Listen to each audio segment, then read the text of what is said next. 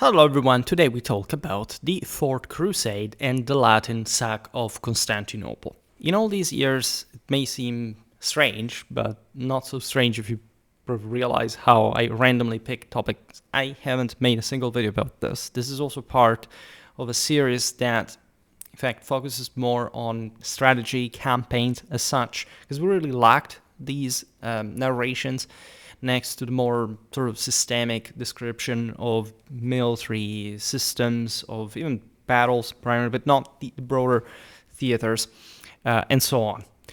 Many of you also know me very poorly through those videos that YouTube sends through the roof, so to say, about my criticism of Byzantinophilia online, which is a recurring theme in the channel's history, but also, as you know, one accompanied by a much more poderous amount of Byzantine history content.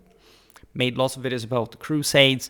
So we're covering all those key topics that can help us better understand any of the major subjects. Mostly as a medievalist I cover, and a military historian called medieval warfare. But that can be, in fact, sort of foundational, evidential stories for approaching also the rest of the content. Can be more thematic, more sort of specialized, and so on. This video is essentially a military history of the Fourth Crusade. It's not meant to be about the life and times of the Fourth Crusade, which is another type of videos that I make next to, for example, also the battles. I did so, for example, a military reconstruction, a tactical reconstruction of the Battle of Bouvines, with even sub-videos regarding the array, specifically the maneuvers, the march before the battle, and so on, and some sort of overall kind of reflection on how and why is this battle important. That is probably the most discussed battle on Schwerpunkt, even though I didn't even fixate particularly on it, because I made at this point hundreds of battles videos. So we will come back on the Fourth Crusade. This is just setting sort of the record straight as far as especially the unfolding of the expedition is concerned. And since we are Clausewitzians here, we perfectly understand that we're essentially telling a political history, because war is nothing and truly but the continuation of politics with other means. The Fourth Crusade formed part of the broader series of military expeditions launched by Western European Christians between 1095 and 1291, at least in the sort of conventional list, because there were lots of others later, and nobody at the time really thought that, aside from some regional dynamic, that there was something specifically finite about that, because we're looking at truly a Catholic ecumenic perspective.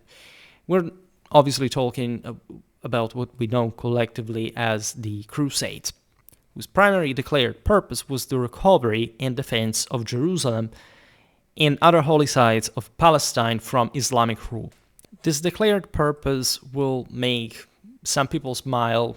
What I said before about Byzantinophilia may seem at odds with this video, because people essentially think that if you want to restore some objective understanding of history, this has nothing to do with the actual moral and scientific assessment of how this unfolded and why. It is about you needing to pick sides and always saying 100% something positive about one side and 100% negative about the other. I mean, we live, I understand, in an era in which the average person thinks that lots of people killed equates to genocide without any deeper sort of political, moral, cultural compass whatsoever. But unfortunately for them, we will see now, today, how the Fourth Crusade, regardless of the catastrophic result, also in absolute terms, you can measure, of course, how much was lost in Constantinople, was destroyed during the sack, and so on, actually and largely happened because of the Byzantines' fault. And I'm not talking only a broader, obvious context where, of course, the two civilizations had been clashing with one another, had been massacres of the Latins in Constantinople. There were incredibly intense tensions between Rome and the Byzantine Patriarchate and more, right, historically. Wars, invasions, conquests, repression, brutality from both sides, but something that definitely the Byzantines cannot claim a moral upper hand from. But we're talking probably the unfolding of the crusade itself and the reason why this was eventually directed to Constantinople. Because as we will see now, the crusade was launched with probably the best intentions possible by the greatest pope in terms of temporal power.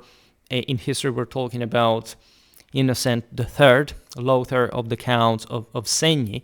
That is also an incredibly important figure that if people concentrated more in pop culture rather than the sack of Constantinople, because objectively there's no proportion of historical relevance, we would live in a much more sort of elementarily literate world to begin with. But hey, I've never met the interesting thing about my criticisms regarding certain attitudes is that the more you sting on that, and the more you realize that the mask comes off exactly as planned. And again, I've always loved Byzantine history. I've always studied it at university as far as any facultative class was available, right, in my curriculum and so on. But in fact, this is the sad part of the story. The more I make videos on YouTube and the more time passes in general, like the more I understand in the different things, of course, and learn new ones. But in general, it seems to me that the actual generational collapse and civilizational collapse, by the way, of the later decade is ever more self-evident. Also, through the indicator, people have stopped caring about any actual history, any actual academic reading, any kind of interest into what is actually and overwhelmingly studied and demonstrated in this.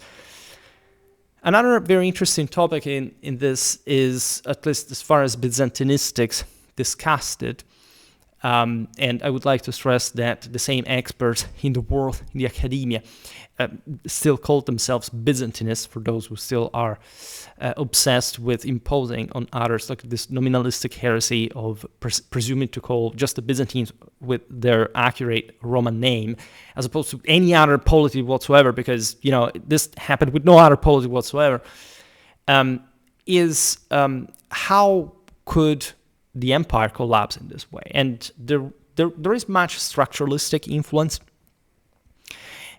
in the picture. Naturally, sort of the Byzantines continued like for another couple of centuries to sort of exist in some statal form and reconquest of the same Constantinople later on. But here we're talking probably about the great Byzantine civilization. It never really recovered, right, in terms of a unitary empire of ecumenic scale, right?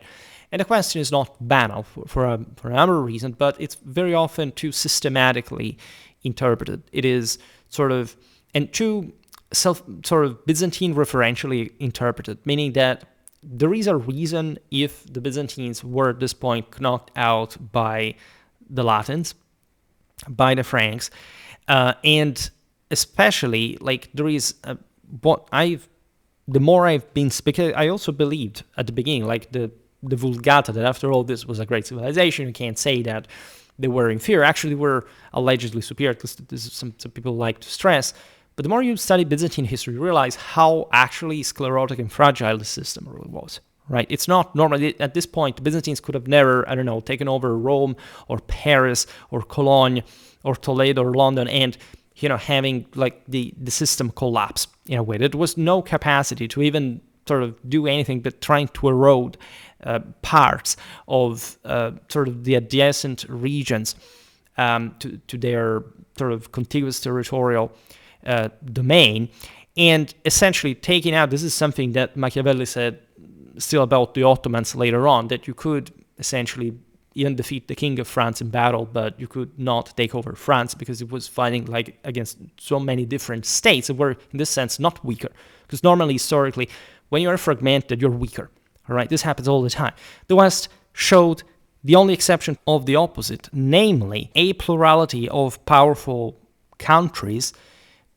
Let's not even necessarily stress politics, but as we have explained at this point, like France and Italy alone would just obviously and sort of macroscopically surpassed the entire mechanism. You can imagine the West entirely, and within a same mystical body that the Church of Rome had been elevating ever since exist ever. First of all, you can't even say, in the moment the Church of Rome was founded, and already in a truly continental sense by the 6th century, if not before, as a matter of fact. And we will get back on all these topics today. I don't want to talk about them. I just want to explain people how and why it's not really normal for a civilization also to rely just on one city that once is taken and should have not been taken, even if you consider any qualitative capacity of defense there, the entire system that is truly ecumenic in scale collapses. All right? This is sort of what happens to last avamposts. That's not what happens to vital civilizations. This is exactly, in fact, what happened to Constantinople, because if you actually have any scent into the race and you have any elementary knowledge of Byzantine history up to that point, you know that this system had been shrinking dramatically towards this center at the detriment of the periphery in a basically non-existent and properly foreign interland that, to a degree, came to undermine the same mechanism that you show there, which is also the same reason why, unfortunately, the Turks later on swarmed across also this territory, because also local people allowed at that point the Muslims to enter to counter a Latin expansion. In any case, we will have ample time to look at all these things that I made, as you know, several hundreds of videos on basically the same topics and or adjacent ones, and history is all one at the end of the day. And so there are many different perspectives on how to look at the Fourth Crusade. Well, in a strictly strategical sense we're discussing today, you can observe how by the late 12th century, the early successes of the First Crusade of 1096-99, which had established several Latin states in the Levant, had been severely eroded. All right. The crushing defeat inflicted by Saladin, the Ayyubid Sultan, on the army of the Kingdom of Jerusalem at the Battle of Aten in July 1187, followed by the loss of the same holy city itself in October of the same year, prompted the Third Crusade, 1189-92, led by Frederick I Barbarossa, Richard I of England, and Philip II of France. Although that expedition recovered the vital coastal cities of Acre and Jaffa and secured a truce with Saladin that lasted until March 1204, Jerusalem remained in Ayyubid hands. All right. The Ayyubid Sultanate, the dynasty founded by Saladin and now ruled by his heirs, continued, by the way, to dominate Egypt, Syria, and much of the Levant, making Egypt the logical strategic target for any renewed attempt to reverse Islamic control of the Holy City. And this is something that will be more evident during the course of the 13th century, during the existence of the same Latin Empire. Also, actually, like there will always remain some Latin avamposts in the East, but mostly because of the French effort against Egypt. Right, once Egypt falls, like basically we can march to Jerusalem because there is no major regional power that can effectively prevent you from doing so. This obviously in a fairly decadent situation, also in the same Levant at some point, like the same Ayyubids have a difficulty to maintain control there. As you know, there is the purchase, basically the Frederick II of Hohenstaufen, Holy Roman Emperor, King of Sicily, took Jerusalem back through diplomatic ways. At some point, the Khwarezmians sacked the city as well. So painful history. I made a video about both the Battle of Aten and the siege of Acre, the fall of Acre, to the Mamluks, as well as, again, many other videos related to this. Pope Innocent III, who ascended the papal throne in January 1198 at the age of 37, regarded the organization of a new crusade as the central task of his pontificate.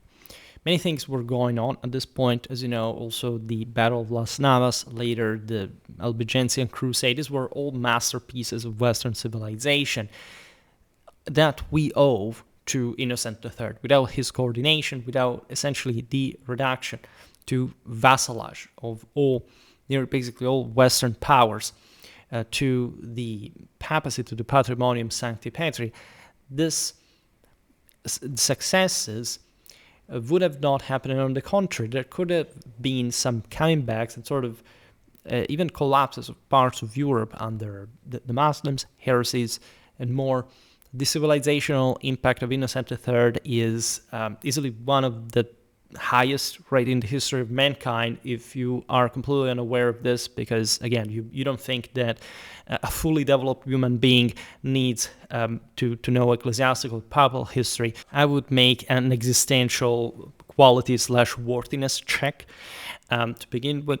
Now, unlike his predecessors, Innocent III aimed to exert direct and continuous papal supervision over the enterprise rather than delegating its direction to secular monarchs. This was an old issue because, as you know, the First Crusade was factually directed by the papacy. All right, the major rulers in Europe were either excommunicated, as we've seen also with Philip of France's biography, and or fighting against one another or impeded by some other reason. It was a crusade of the barons that, by the way, were incredibly well led. The papacy attempted to establish even a direct legation in Jerusalem that was rejected, however, by the Crusaders. And in the following expeditions, it was, in fact, the European kings that tried to regain control on the mechanism, right? With also here scarce results, because this is the sort of the aftermath of the Third Crusade, and again, things had not really succeeded. In particular, Frederick Barbarossa had died even before arriving to the Holy Land. Richard Lionheart was de facto the only sort of leader capable of achieving significant results, victories, but at the end of the day, not recovering. Jerusalem, Acre had been seized and so on, but let's say the general situation was pretty dramatic, and not just because of external threats, but mostly, as always, for the unity of the greater civilization. Today we will focus only on the Fourth Crusade, but there is a rich context and other things happening in parallel that the Pope and Latin rulers had to deal with. Innocent's bull Post Miserabile, promulgated in August 1198, called for the recruitment of warriors across Christendom and laid out the strategic preference for an attack on Egypt. And the Pope was right about this, as the French in the later expeditions, regardless of the difficulty of conquering Egypt in particular and destroying a Ayyubid power, the preaching of the crusade was entrusted to effective orators, above all Fulk of Neuilly, a charismatic French priest whose sermons in northern France, particularly in Champagne, Picardy, and Île-de-France, that were the places where historically most crusaders had come from to begin with, aroused intense enthusiasm among the high nobility. There were all the moral and material reasons for naturally investing in a crusade, for how risky and dangerous it actually was, right? It was much to gain from it anyway.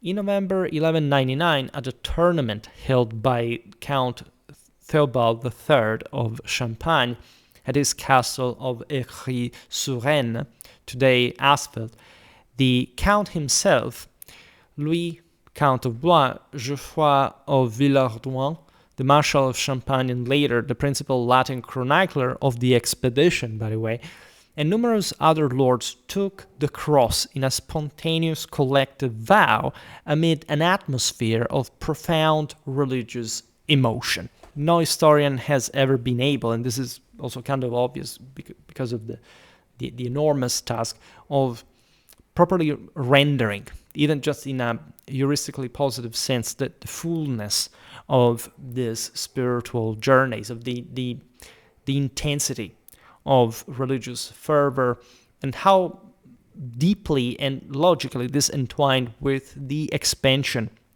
of Latin Christendom at this point, so that even the usual perspectives, aside from sort of the atheistic, materialistic ones that people largely own, even when they actually claim otherwise, because they're in any case informed by that. If you just look at the language in many ways, wars of religion to describe the Crusades. I mean, every single war was sort of religious in nature, right? And the singling out of the crusade is something sort of different from the traditional Catholic way of war, is something already disturbing. Naturally, these were very intense, but there is no sort of category that sort of divides a religious war and non-religious war. All peoples involved here, also from the other side, were fighting for God. It was the only purpose. Every single army was religiously blessed, motivated, and properly identifying in a holy war as much as a glorious enterprise accordingly. The world was completely aligned with this. Technically, we still live in this reality, even though we don't see it, because of course people have a much lower sort of spiritual relevance and sort of cultural capacity to begin with. But the Middle Ages really sublimated much of this mysticism in ways that should be adequately recovered. I advise you to check out that video that I made about 12th century knightly combat psychology and give a look at what those same knights said when talking about war. Naturally, the crusade was the top in absolute terms, not just in, of course, religious ones, for the doctrine of becoming, the winning place in heaven in a sort of more properly aimed, strategic, preferential way that naturally corresponded also to a much greater difficulty, but exactly in this sense in practical ones. I mean, we've seen it in other videos, as for example the ones about Henry I of England, Norman Knights, etc., that the experience garnered during a crusade expedition was enormous from a strictly political, strategical, logistical point of view. And the West definitely at this point displayed a massive power, right? And nobody, by the way, whines about the Romans conquering the Levant, but at least some people today, for obvious reasons, whine because the Westerners did conquer the Levant at some point during the crusading era. That tells you how easily manipulable people's brains really are.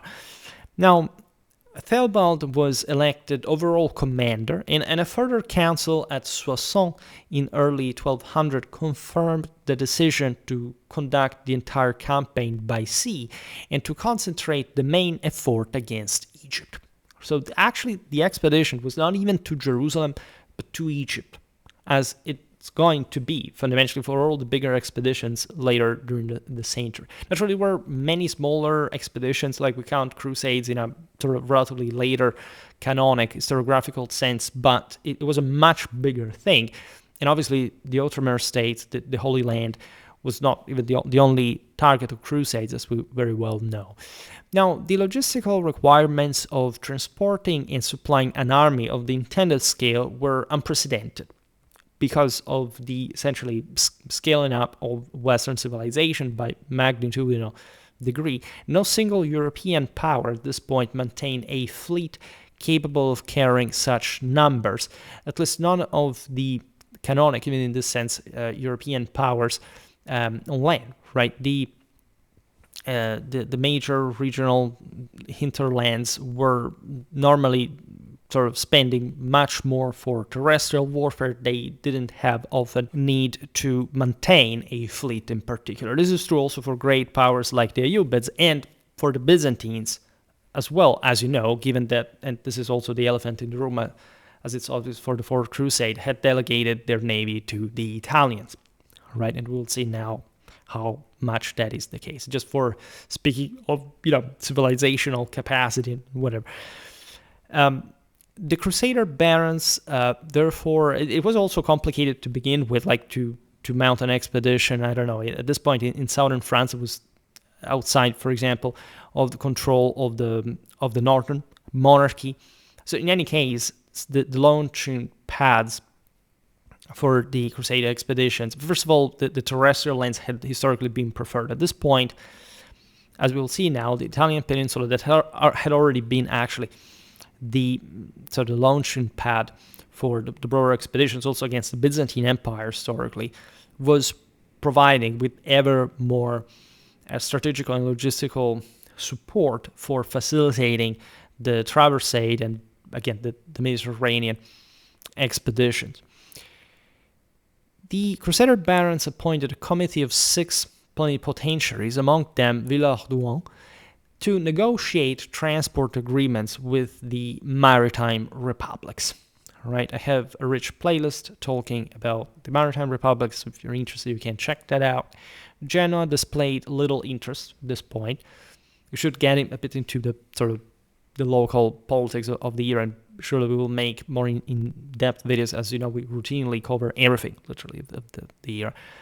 However, Venice, the dominant naval and commercial power in the Adriatic, and as a consequence, the Eastern Mediterranean, responded favorably, right? We don't have to digress on the sort of enormous tradition of the Venetians in the East. I mean, their Saint Mark literally is the patron of the city, because at some point in the High Middle Ages, the Venetians were able to intrude Egypt and abduct the saints' relics to Venice. So there was, you see already some, if you know what happened during the Fourth Crusade, some especially Venetian intelligence into how to handle precious relics of the past that are treasures in many ways. After prolonged negotiations in the spring of 1201, a binding treaty was concluded, essentially in which the Republic of Venice undertook to construct and fully provision transports capable of carrying 4,500 knights, which was an immense force for the era. Right, we'll talk now better about why. With their war horses that notoriously consume an astronomical amount of fodder, of water, and so on, 9,000 squires, this all by contract, by the way, and 20,000 foot soldiers, together with an additional 50 armed galleys to serve as escort and combat vessels. Right, and this was the general commission to the Venetians. They naturally took the thing very seriously, also because they had the means to put such enormous resources together. Now, 4,500 knights were not there, right? 20,000 foot soldiers, yes, but in general, like armies around this era rarely surpassed 20,000. 30,000 is really the greater stretch, and especially to be shipped unilaterally. I mean, during the Crusades, in general, different countries had followed different routes, right? They maintaining coordination, also association at some point, but also proceeding for logistical reasons. They needed fresh grass. They needed specifically, not to exhaust the path that other armies had to go across later, including maybe themselves for the withdrawal. So it was an incredibly complicated system. I still have to make a proper video about medieval logistics, explaining especially how costly heavy cavalry, but also how effective in that sense really was for being there. It's more, 4,500 knights is more like saying, okay, well, let's be large. So in case we need more, or at least we can accommodate better our troops, like the Venetians will have provided for it. The total cost was fixed at 85,000 silver marks of the standard Cologne weight, payable in 4 installments, with the final payment due upon completion of embarkation. Cologne was a major trade hub in Transalpine Europe. It was sort of showing, in this sense, a bit also the international character of this expedition, though it was mostly French and Venetian, as we will see now. By the way, it was an enormous sum. Venice further agreed to maintain the fleet at its own expense to cash that, right? By saying, okay, because essentially what we said before, it's not really true that Western Europe did not have de facto permanent fleets. Actually, the Italians regularly had. They were admittedly the only ones doing so.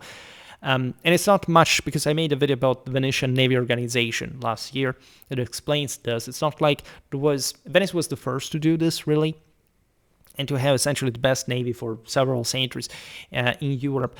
But the idea was that fleets had historically been built up just by the private clans, right, of these maritime republics that in time of war, mostly emergency, were able to put together for the collective sake some of their own, in the sense, private vessels for essentially coping with a major enemy of the walled city.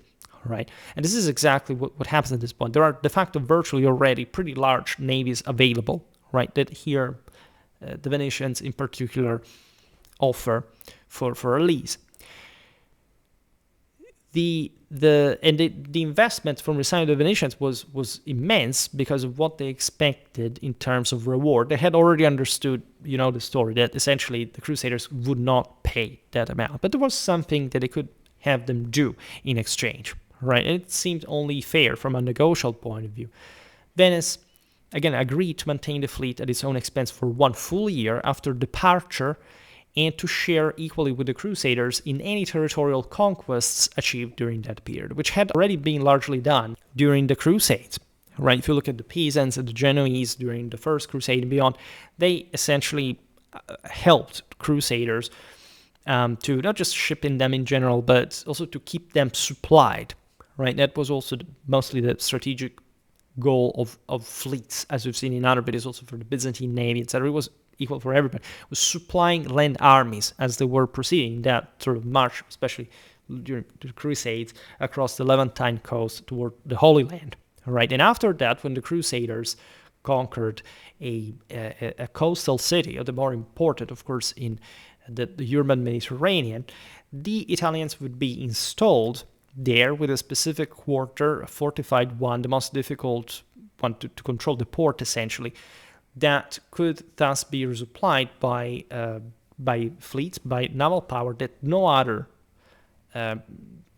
country, no other potentate really had at the time.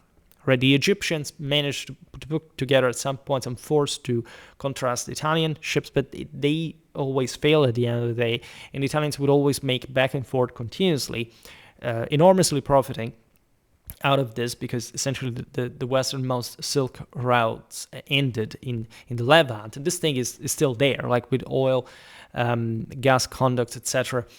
And it's basically the same thing. And when we look at the mechanism, this was already very well oiled. It made perfect sense also from a strategical point of view.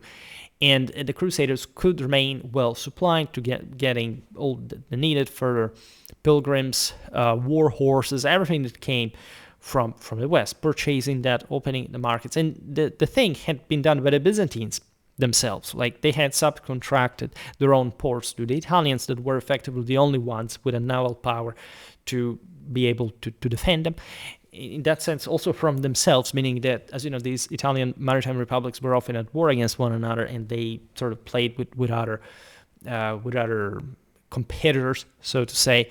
We've seen this well in the videos about the Kingdom of Sicily. We have seen them in general, even especially in the videos about the single Italian city-state, etc. So this was already normal. It is like the psychological, oh my God, look at what they were doing. This had already been, if the Crusades, if Jerusalem had been taken, as you know, Godfrey of Bouillon literally said that, Jerusalem had been peasant because without, notoriously, like the siege towers created out of the sort of the peasant ships that had been cut down and rebuilt in that siege machinery fashion, the Crusaders would have not been able to storm the city. So this was a key component of Western success and essentially the best of Western civilization. I mean, French feudalism and Italian communes, right? And so this massive power that, by the way, they share. That it's not like the Italians were some mean guys, like somehow you hear like the militia men.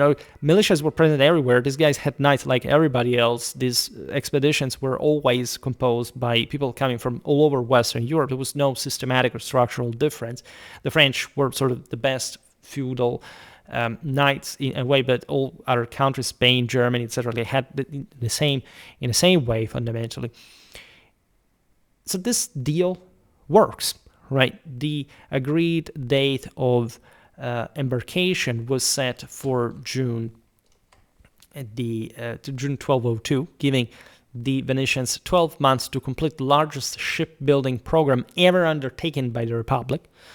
The sudden death of Theobald of Champagne in May 1201 necessitated the election of a new commander. Boniface, Marquis of Montferrat, whose family possessed deep connections to the Latin East through his brother Conrad's tenacious defense of Tyre during the Third Crusade. The unsung hero of the Third Crusade. I made a video about Conrad of Montferrat, as a matter of fact, King of Jerusalem, by the way, was chosen at Soissons. This is also interesting, because as we were just saying, like these were essentially Italian leaders, but they were chosen in France, like at the assembly of the army, as such. Nobility across Europe again was a very big deal. These were largely feudal societies. You see, again, in the same Italy, there's a feudal power like Montferrat, siding, for example, with the Holy Roman Empire more often than not, than with the Lombard League. In Venice, the scale of preparation was immense, by the way, and this really tells you the magnitude of civilizational scale here. The state arsenals worked without interruption. The entire merchant marine was requisitioned or laid up. Normal commercial traffic was drastically curtailed. This tells you how much they were already expecting to gain from the expedition. And an estimated 14,000 to 20,000 adult males, roughly 1/5 to 1/3 of the city's male population, were mobilized to man the fleet. Right? Imagine, ideally, had the expedition succeeded, also like later ones were attempted in conquering Egypt, how much Venice would have profited out of that. It would have been sort of a major change on top of all the enormous power that the Serenissima had. Yet when the Crusader contingents began to converge on Venice as the embarkment point from the spring of 1202 onwards, the numbers proved disastrously short of the contracted figure, and as a consequence, also incapable of providing the contractual sum that the Venetians had anticipated for the expedition. Many French knights and infantry preferred the shorter and cheaper passages from Marseille or the ports of Apulia that historically had served that general purpose. In any case, from Marseille, you had to pass through the Italian ports. Messina was from the Tyrrhenian side, obviously, towards the east, the Mediterranean, or preferred by the French. Many historically think about the Normans themselves had reached Apulia by land, because traveling. But this is exactly the moment in which things are changing from terrestrial to maritime military expeditions in general for this kind of deeds. Flemish and Rhenish groups sailed independently, sometimes also from the Atlantic, and logistical difficulties delayed others at the same time.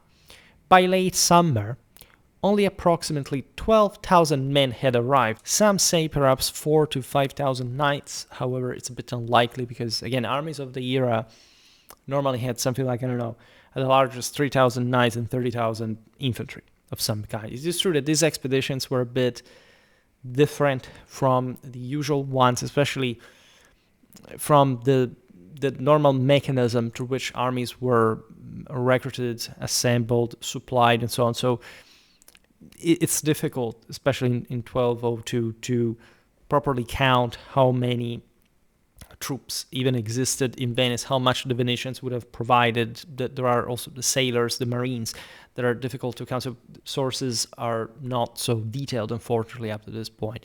Surely this was a big deal. However, there would have been truly thousands of knights. Otherwise, also the expedition would have not succeeded. Those were the more motivated elements of the expedition, but also needed their own retinues. So when you look at numbers, it's unlikely, particularly there were just, so many knights. Half of the contingent and no retinues to begin with. So it's somehow different, even in the idea that maybe the knight went there not alone, but let's say just not convincing many others to follow, especially the poorer elements that he had to pay for himself, and that were less likely to move in a unprofessional fashion. But again, as we will see now, they knew how to make these things and how to make war, and so it's mostly us not knowing rather than them not knowing what they were doing, as a matter of fact. So sure, there were more infantrymen, support personnel, in adequate proportion. Even after the leaders contributed their personal funds and pledged valuable plate to Venetian moneylenders, the total raised for the compensation of Venice amounted to only 51,000 marks, right? Which was already, again, showing the good intention. I mean, it's like the money was there in a significant fraction of the whole, like more than half. However, the expenses now had to be covered, and this could be done, as you know, in ways that eluded essentially the conventional means of payment.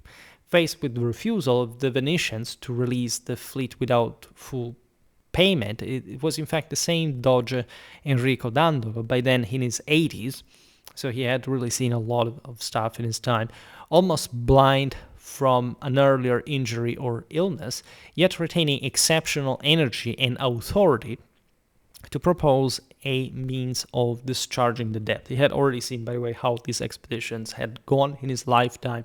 He had seen multiple crusades and how these had connected with Venetian politics, warfare, commerce.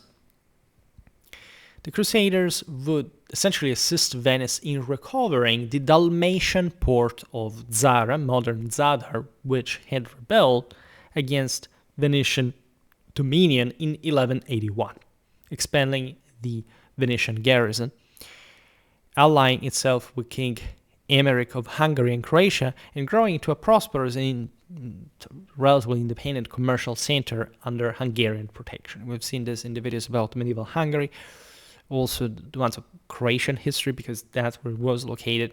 As you know, it was this historical tension between the maritime republics of Italy and the coastal, to the Slavic hinterland of the Adriatic coastline from the Balkan side. Especially, it's not the hinterland was particularly relevant or capable, but when Hungary stepped in, of course, things were a bit more difficult because Hungary could bring the big war around. It was very difficult for the same Hungarians to fight with a protracted effort in the West. We've seen all the problems of the Hungarian kingdom, but it was a pretty big power, and the same Venice at that point had to spend much greater resources to wrestle like these centers from. Emeric himself had taken the cross, by the way, in 1195 or 96, making Zara a Catholic city under a Catholic monarch. This had actually always been because the Croats, from a very early age, had been Roman Catholic, and the kings of Hungary were already more or less, from a couple of centuries, also Catholic rulers themselves. The proposal of capturing Zara aroused immediate and vehement opposition among many crusaders, who regarded an attack on fellow Christians as a violation of their vows and of repeated papal injunctions. Rather than fellow Christian, fellow Roman Catholics, because, as we'll see now, the Eastern Orthodox ones, even though, again, this division, even the older schism, was not even historically meant to be something so categorical, in the moment more like the consequence of growing sort of distance between two very different parts of Europe, as a matter of fact. And these objections were right, even in terms of what kind of heavenly reward can you get from this, right? But there is a bigger picture that sort of eventually, what is really great about Western civilization, this was seen already in the chronicles of the First Crusade, talking about the First Crusade, that the Latin West, in its Frankish chronicles, this broader sort of unitary vision of the world, was criticizing, for example, the massacre of the Christians and the Jews in the same Jerusalem when it was captured, right, next to the Muslims. But even just as civilization is able to speak up in this sense and still sort of deal with it, and we've seen also in the videos about medieval penitentiaries that it's not like even here the Venetians were taking things lightly. People today are incredibly simple-minded, and they believe that, somebody killed, in this case, like another Christian, like, oh my God, it's a problem because it's kind of a crusade. I mean, these Christians were killing each other on a regular basis without much of a problem, or at least it was a very important problem for them. The papacy itself had historically always maintained a pretty important set of relations between Christian powers, not to fight against one another, but to divert that against the enemies of the faith, the infidels. What happened here is that naturally the Venetians hated the Zara and vice versa. So there were all the preconditions for the struggle. The French here, the Crusaders, they fought against one another. Think about the Angevin Empire versus the Companions. The Byzantines killed one another, as we'll see now, between fratricide, civil war. So the moralism and especially the moral relativism, let's be honest, say, oh, but these were Crusaders and they took over Zara. Well, and so, like, in a bigger picture, in simply sort of moral scale, what was habitually going on a regular basis, did this have to block? By the way, it's not like Zara was the only objective. They had to properly go over to the Holy Land. And we will see who called them in Constantinople, because that's actually the biggest of the various elephants, this pretty crowded room, zoologically speaking. So this expedition was too important to be aborted. There was a debt contracted towards the Venetians, or other fellow Christians. So how to work this? Like Simon de Montfort, Enguerrand de Beauve, Guy of Vaux de Cernay, and several other prominent lords publicly refused to participate to the attack on Zara, withdrew from the main army and either returned home or proceeded independently to the Holy Land, depending on the situation. Cardinal Peter of Capo, the papal legate accompanying the expedition, initially gave reluctant approval on the grounds that the crusade would otherwise collapse, and that, as we've seen, actually was, from the papal perspective, also the sort of the best take. It could not be done. The same Pope Innocent III, when informed of the Venetian intent, expressed profound anger. Right, this was not concealed. It was not, again, condoned. Mostly, the papacy would profit of the aftermath, but also at a cost that was absolutely recognized in a non-hypocritical sense. By the way, the Pope had expressly forbidden any aggression against Christians in numerous letters and had threatened excommunication for such an offense. This had already been the case, like in other instances.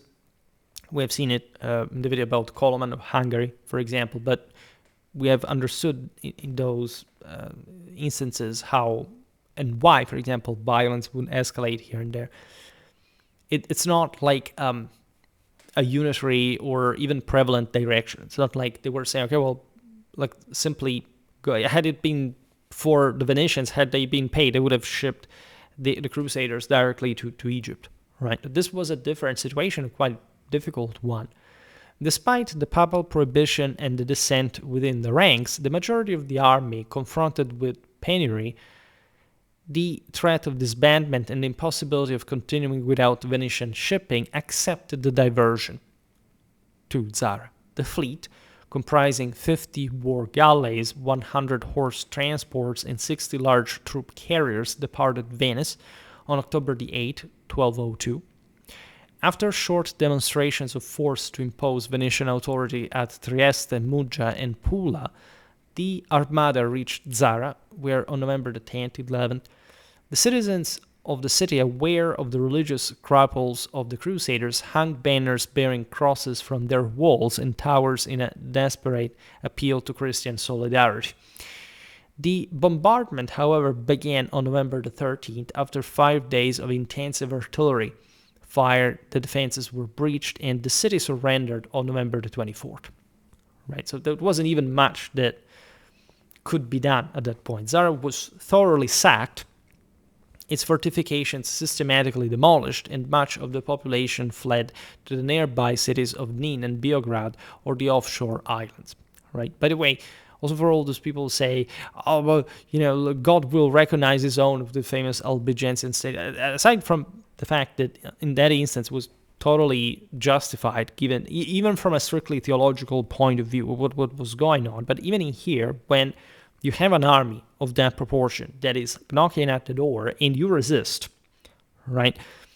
You are responsible for your own action. If you spill blood from the other side, you can't expect, right, that a city that literally supported the defense will not pay for that affront, right? So this was absolutely always the same reason, by the way, in very practical terms, why, for example, Jerusalem was sacked and exterminated after the First Crusade siege, because it doesn't matter who's who inside. If a population is capable of supporting a defense against an enemy army, it's because it's more responsible against that, right? There is no other way around. There is not this populistic, microcephalic take on, the people really do not care. The people are weak and enabling that at most, and in practical terms, they're actually supporting the enterprise, right? So this is true for everybody involved. So not to say like that the conquest of Zara is justified in Catholic terms, that by which you can hardly justify even a human existence for that matter, at least unlike the divine one. The point is, this is how normal business had been conducted between especially the Venetians and the Croats at that point, and the Crusaders also did not really care very much about the Croatians, the Hungarians, or whomever, as a matter of fact. They could plunder themselves, and that was just like against a hostile population to begin with.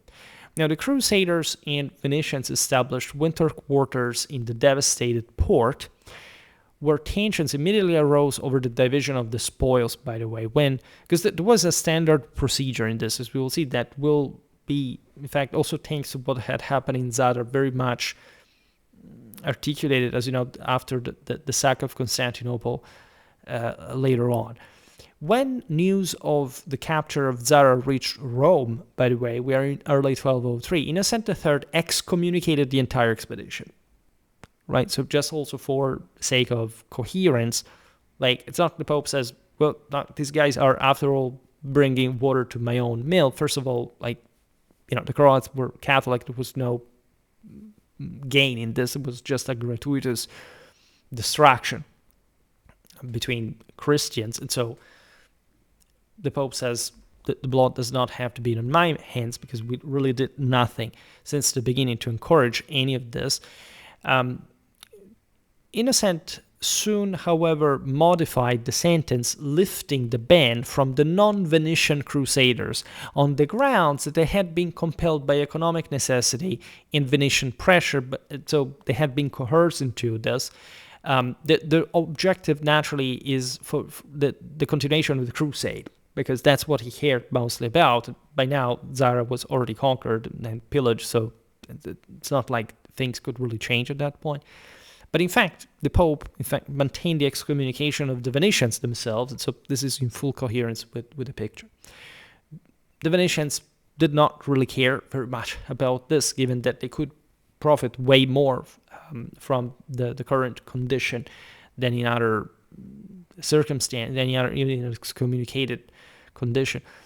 During the winter, while the army remained immobilized at Zara, because of this enormous deal, again, the Pope was angered by this. Things were sort of underway to have the expedition proceed, in spite of all, because, again, the goal against the Muslims was more important. It's at this point that the exiled Byzantine Prince Alexius Angelos arrived in the city, in Zara. The son of Emperor Isaac II Angelos, whom I made a video about the Angeloi, by the way, if you're interested in what had been happening also in Byzantine politics up to that point, how did I get to this point, with all the smokes rising around Hagia Sophia.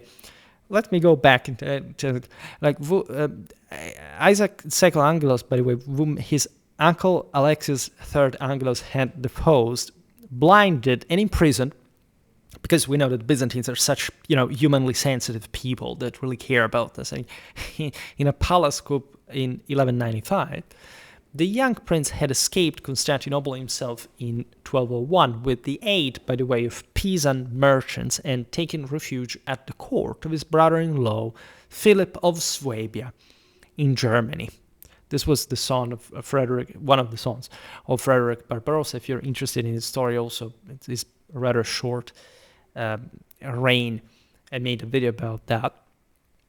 There, during a visit by Boniface of Montferrat over Christmas, 1201, so they had actually sort of met one another already and sort of discussed about even this crusade, what could be done about that, Alexius had first broached the idea of diverting the crusade to Constantinople. This sort of strike of genius, obviously. Now, of cowardice, as a matter of fact, because he perfectly understood that he would have been endangering the capital, the Byzantine capital, as it had happened many other times during crusading passages here, did not even have to get there to begin with, because they had to pass from another route. Just, by the way, for self-servient needs, just coming back to rule. And again, we can also sort of try to imagine what it meant for a Byzantine ruler to have been exiled, to have imperial ambitions, to be brought on the throne, etc. Now, at Zara, Alexius renewed and expanded the offer, because if the Crusaders would transport him to the Byzantine capital, overthrow the usurper Alexius III, restore his father Isaac II to the throne, and crown him as Alexius IV's co-emperor, he promised to pay the Crusaders' entire debt to Venice, amounting to 200,000 silver marks, to supply 10,000 fully equipped Byzantine troops for 1 year. So admittedly, Bartus had to add to the his side with further resources, to maintain, however, also a permanent force of 500 Latin knights in the Holy Land at a Byzantine expense, to place the Byzantine navy at the disposal of the crusade for the voyage to Egypt, and to bring about the submission of the Greek Orthodox Church to the primacy of the Roman See. Right? So, by the way, for all those who are concerned about the religious purity and also the the political superiority of the Byzantine Empire, of course, like, you will subject Constantinople to Rome. Well, thanks, that's the right thing to do. But that's obviously something that, as it had happened, by the way, in his own family, should have known better, also the previous rulers would have brought about, like, disaster, hatred, and reactions against the same Latin. I mean, he hated the Latins himself, but he was able to sort of claim this for just his own sake, right? And in part, there is this idea of cooperation with the crusade. Okay, you bring me to Constantinople, you pay for my military, and then you will go to Egypt. It doesn't really sound a very sort of how many things can go wrong at the same time. That's something he should have thought, because even just one thing could go wrong, and that is basically bringing about this enormous amount of power over your own city, like the Crusader force just parked outside of it, right? Especially in a moment of political weakness, of upheaval, political unpredictability. They called it on themselves, right? So what happened to Constantinople is largely the fault of Alexius Angelus's demands and requests, and also the Byzantine political weakness at home. Naturally, this is also the demand of a desperate exile, nevertheless, the one that literally enabled the sack of Constantinople. It also was not born just out of, a crazy mind, like other Byzantines in his position would have done the same, and obviously he wasn't the only one deciding even for his entourage, etc. Now, interestingly enough, this proposal was also debated at length, meaning that there was an ultimate goal, again, of crusade, and as we've seen, the same crusader leaders had gotten away with excommunication that had been kept on the Venetians, that at this point would have been also less deterred, because what did they have to lose in this bigger picture? They had crossed the greater boundary there. Because if we're talking, by the way, the Croatians, the Hungarians, we were saying before, it's one thing, right? These peoples technically were also felt as slightly different from the rest of Western Europe, and there are some stories about the Hungarians, the Bulgarians the Bulgarians were not Roman Catholic, but at some point they had flirted themselves with the papacy and they weren't even that particularly different from the former populations. There were the stories of crusaders crossing like the sort of central Europe, the Balkans, along the Danubian Valley, and look at this populations of primitives, of devils, of peoples that still lived partly like with steppe customs, and this was an actual thing. So even the sack of Zara is not just like the sack of, I don't know, a western city. The crusade could have not been diverted to take, I don't know, another city along the Italian coastline. From the Balkan side, it was already a very different thing. So we don't have to be modernly inept and sort of naive about this either. Right. When we talk about the Byzantines, there is a pretty extensive amount of historiographical awareness today that the feelings of the Latins towards them were definitely not very good and very positive. And not just because of for example, the massacre of Latins that we mentioned before. It was also a relatively fresh event, and that had happened multiple times. There was an atavic contrast between the Latin West and the Greek East. A lot of open warfare, dramatic attempts, even, for example, Comnenian reconquest of southern Italy at the expense of the secular Normans. They were a major threat, by the way, to Byzantine political and territorial integrity. At some point, there was the schism, essentially. There was the realization that, yes, this was a different world. It worked in a different way, and it was actually much more dysfunctional than the West, especially at this point. So attitudes could quickly change. Boniface of Montferrat and Enrico Dandolo were the strongest advocates for the agreement with Alexius, for obvious reasons, because this great opportunity was already profiling itself. They would have had support in sort of even we would understand here whether it's the best or worst of cases from the Byzantines or whether or another, and truly, from their perspective, in a way or another. Many other crusaders, including a substantial number of the rank and file, were deeply skeptical of, if anything, the practicality of the promises of Alexius. That is also kind of evident, so it's not like the heads did not know that, but that's exactly what the chiefs were going for, like Constantinople already. And unwilling to attack, also, that was the persistence of this idea, another Christian state, regardless of the schism and all the divides, the hatred, and so on. There was a moral question was rising that shows you how this was not simply, okay, let's go plunder Constantinople because we're a bunch of barbarians, according to what Philo-Byzantines would like to make you believe. Right? It was a completely different mentality, also much more complex, stratified, and once one of a fully mature civilization. The Byzantines definitely would have had less scruples for the Latins, as a matter of fact, as we've seen also in different instances. In any case, several contingents, including groups led by Renaud of Montmirail, departed for Syria at this point, rather than continue with this cursed expedition. Nevertheless, the majority, swayed by the prospect of relieving the crushing debt to Venice and by the hope of gaining powerful military and financial support for the Egyptian campaign, ratified the agreement in January 1203.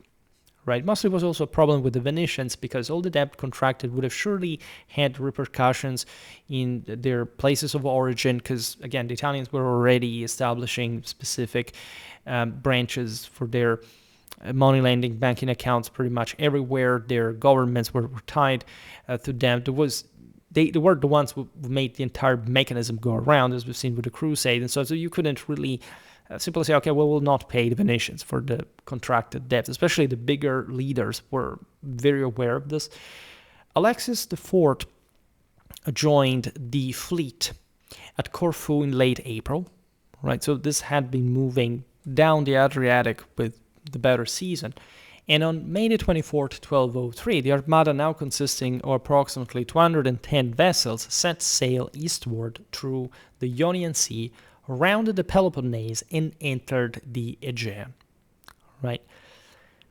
So they are getting there. The Crusaders reached the Bosphorus and anchored off Chalcedon on June the 23rd, 1203. It's how straight that this was. Like the site of Constantinople with its immense triple line of land and sea walls, right? The famous Theodosian fortifications. Its population estimated at 400,000.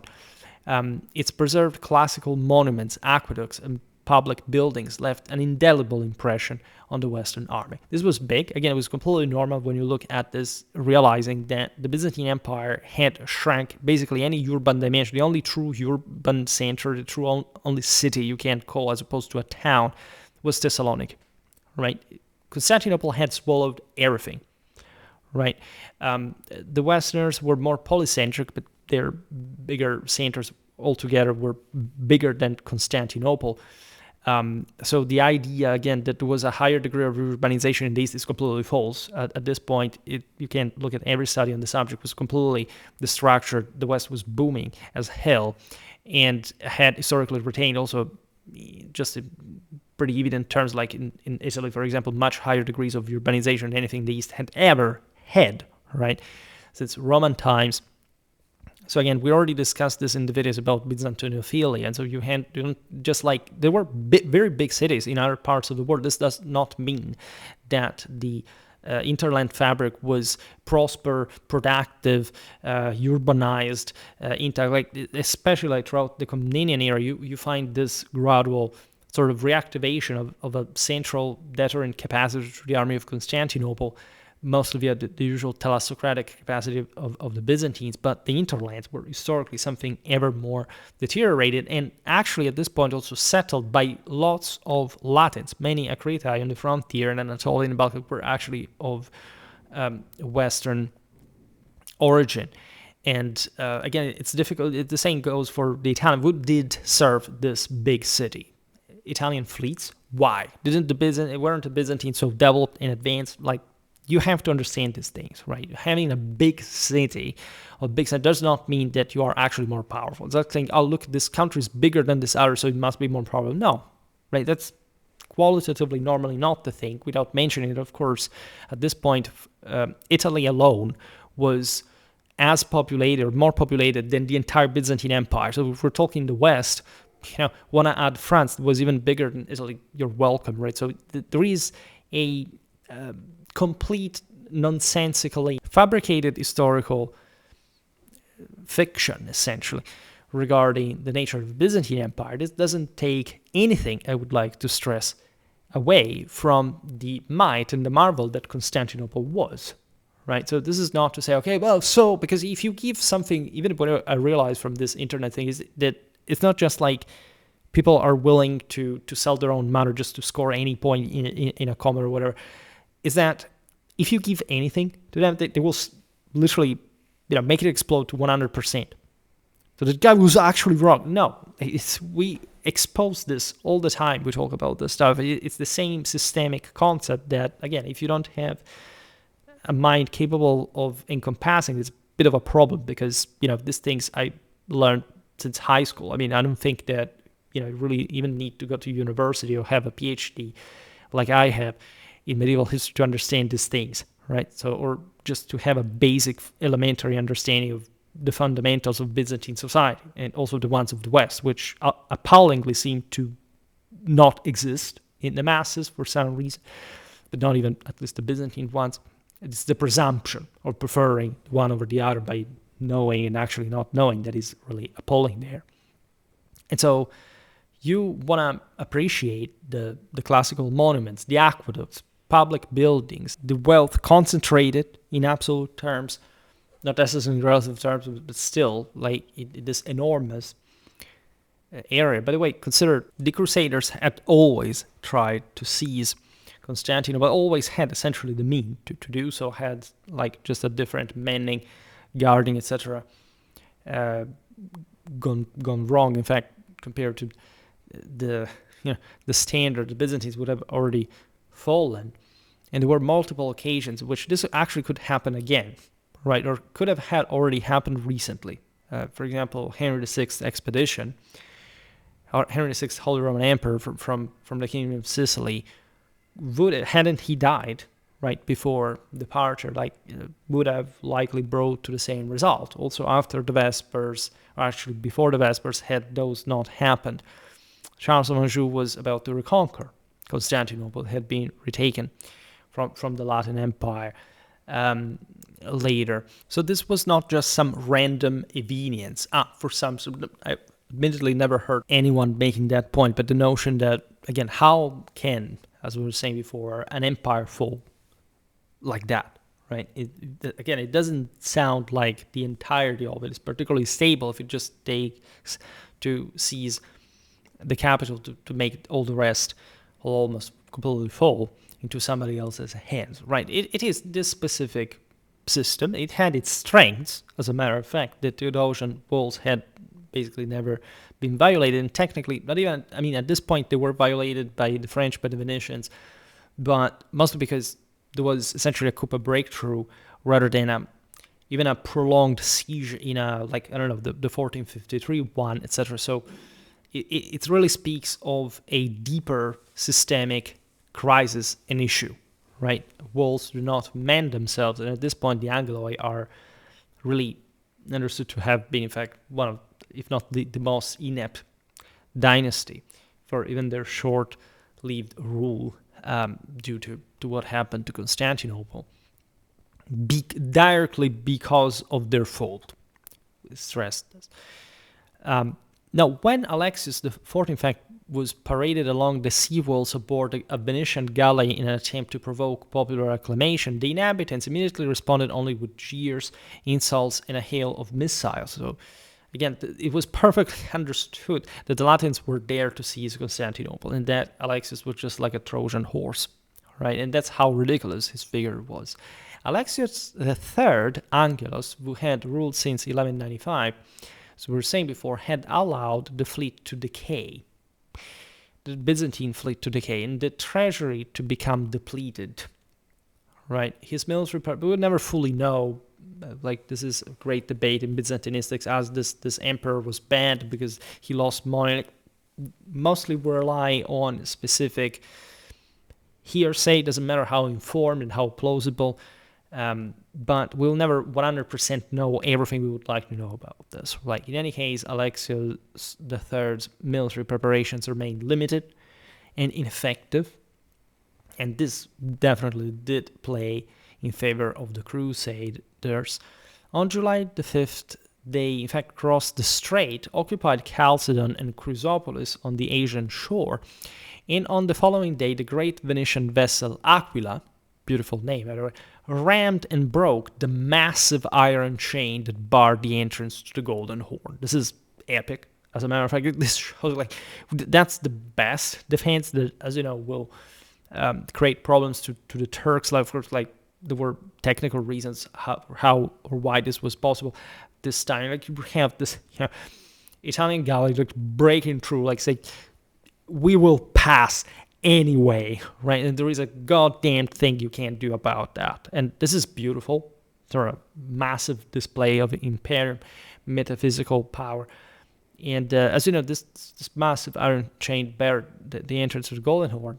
And once broken, it allowed the Crusaders' fleet to enter the inner harbor, right? So basically, the city was surrounded because they could lay anchor on the Galata. They could control, as you've seen, also the Asian shore. On July the 17th, the direct and actually decisive assault was launched. Crusader divisions attacked the land walls near the Blackerne Palace, while the Venetian fleet assaulted the sea walls along the Golden Horn. They were mixed, like there were again mostly Frenchmen and Italians, but there were also other nationalities. Again, Western warfare at its best. The land attack was, however, repulsed with heavy loss by the Varangian Guard that was still there, by the way. There is all a later, say here still high medieval, but also later medieval history of the Varangian Guard that is also relatively less important at this time, but still evidently with an elite character. We saw what happened to the Varangians in their last sort of pitched battle against the Westerners of Robert Guiscard.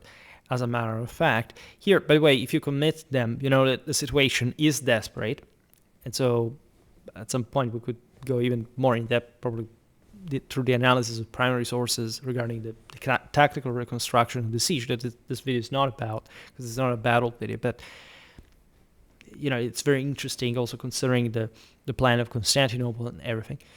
It's the Venetians that succeeded in capturing about 25 towers, right?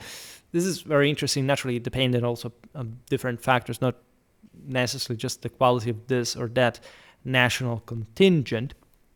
But I would like to stress that the sources speak quite clearly during the fall of Acre, 1291, of sort of some Italian militiamen from sort of communes in the Apenninic heartland in Umbria and Mark being basically essentially the last to withdraw from the walls, while the Templars had already pulled out, and even inciting still to the defense. That is very well documented. You can see this in that video about, again, the fall of Acre, and that really tells you about something in terms of Italian military civilization. It's probably the single most underrated, possibly even the single most advanced in medieval history, especially mounting up at this point. To cover their consolidation of the conquered positions, the Venetians set fire to adjacent buildings. A strong wind carried the flames inland, consuming a vast area of the city and rendering thousands homeless. All right, so just for the record, we'll see now the tragedy that unfolded, but in general, even certain distractions happen because of sort of tactical reasons, like in this case. You have to set on fire certain positions to not to jeopardize the entire operation, as a matter of fact. And wind, if you want to see a divine wind, punishes at this point for the Byzantines, basically. The same night, Alexius III fled the capital. By the way, that's really how a Byzantine emperor goes. Admittedly, enormous respect for Constantine XI, who died sword in hand against the Ottoman Turks next to Western soldiers, by the way, even though admittedly at that point there was not much of a help, at least in the last moment. It is not, in fact, Western fault if Constantinople fell at that point. With considerable treasure, by the way, escaping to Mosynopolis in Thrace. So this is as bad as it sounds from the Byzantine point of view, by the way. The following morning, palace officials released the blinded Isaac II from confinement and restored him to the throne, by the way, against the most basic rule of physical fitness in order to cover the office.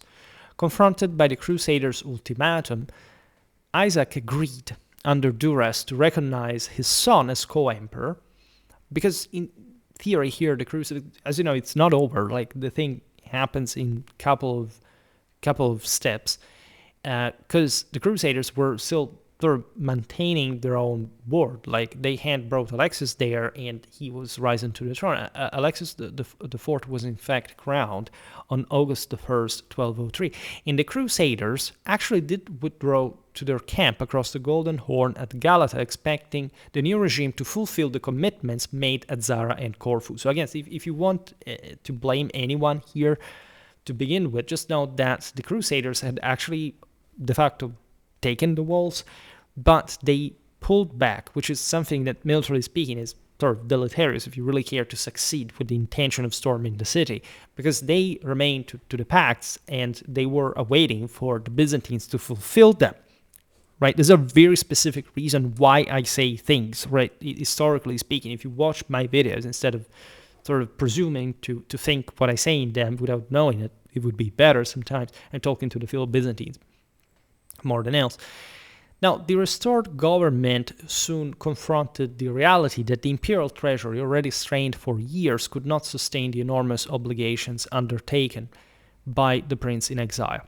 Alexius IV imposed heavy taxes, confiscated aristocratic properties, and ordered the seizure and melting of precious church vessels and sacred icons to extract their gold and silver content. Even these desperate measures produced only about 100,000 marks, half, as we've seen before, the promised sum of 200.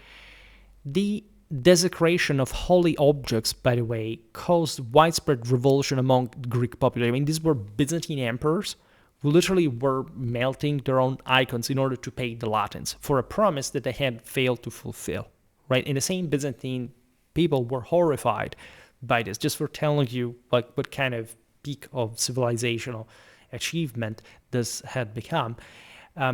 Naturally, they the population was co-responsible to a degree. They obviously so, and rightly so, the spoliation is an act of sacrilege carried out.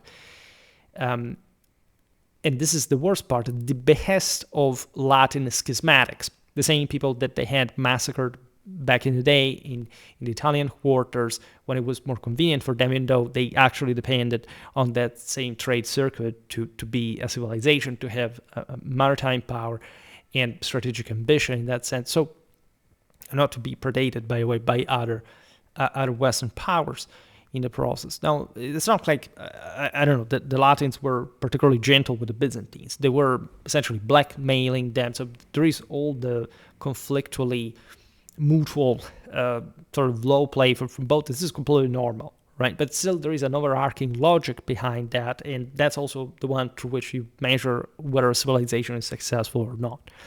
Now, throughout the autumn of 1203, because the thing protracted itself, as you understand, it was also a considerable lapse of time before the final sack in these events.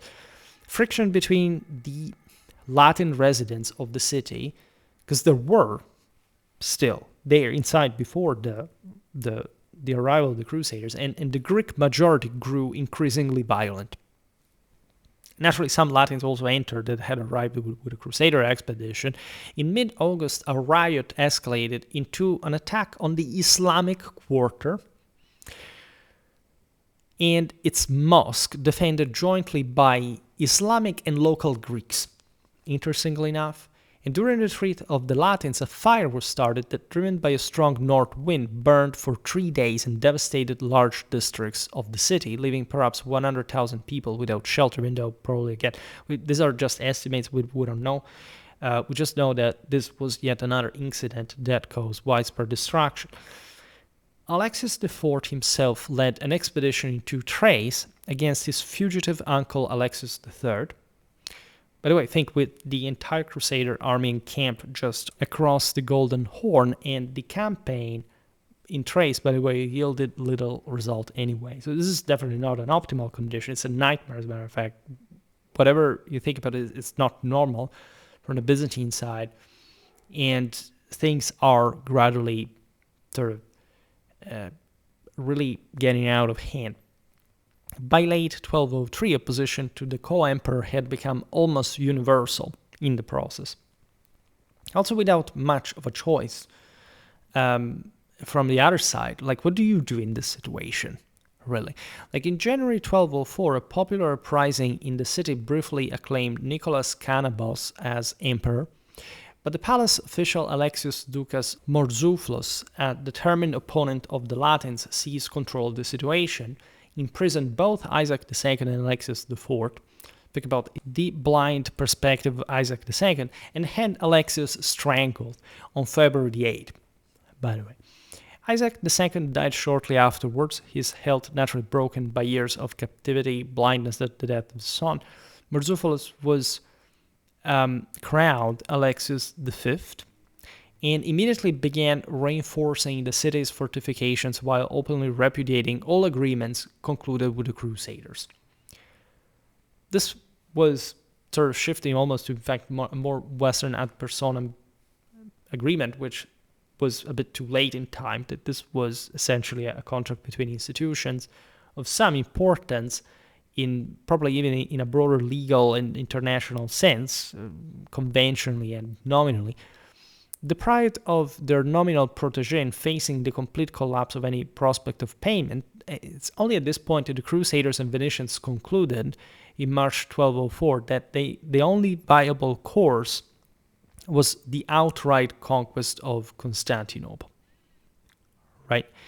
This was the moment in which they literally said, okay, we go full in, because there is no other mechanism at this point that can allow us to go on to begin with. So think about this, because you're literally cornered. What do? Do you come back? At this point, even the same Byzantines, if you sort of disarm yourself, if you collapse, become dangerous. A treaty negotiated that month established the principles for partition of the empire following victory as well. The future Latin emperor would receive 1/4 of the territories and possession of the imperial palaces of Blachernae and Bucolion. Venice would take 3/8 of the city and of the empire at large. The remaining 3/8 would be divided among the other Crusader leaders.